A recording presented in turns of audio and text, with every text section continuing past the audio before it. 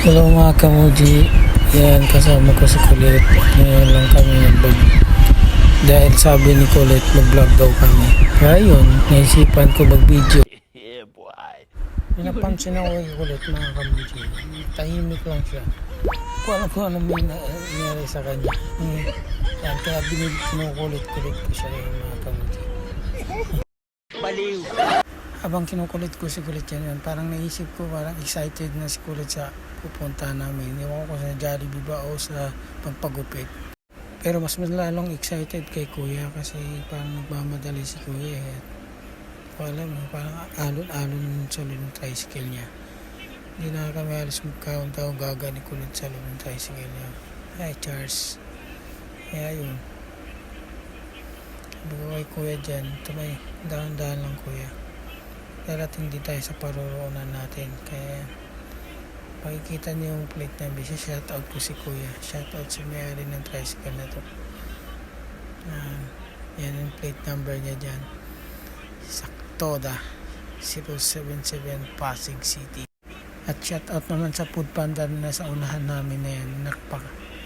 Smooth mag-drive. Food Panda, shoutout sa'yo. Sana madeliveran mo kami ng pagkain. Charles. So, ayan. Tuloy-tuloy lang yung tricycle namin.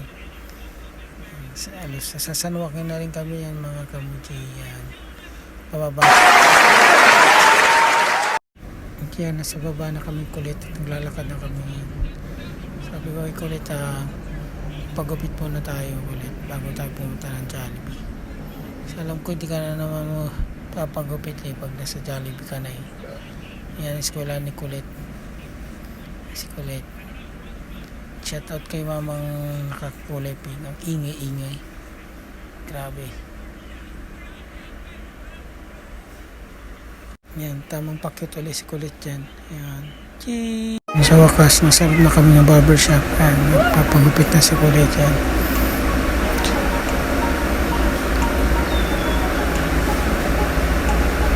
Excited na daw siya pagkatapos kasi magja-Jollibee daw kami. Hey, Char! Yan, nasa Jollibee na kami Kulit. Yan, kumakain na siya ng spaghetti. Yung spaghetti daw pataas pababa. Yan, paborito niya kasi. Charles! Sarap ng kain. Di man lang ng alo.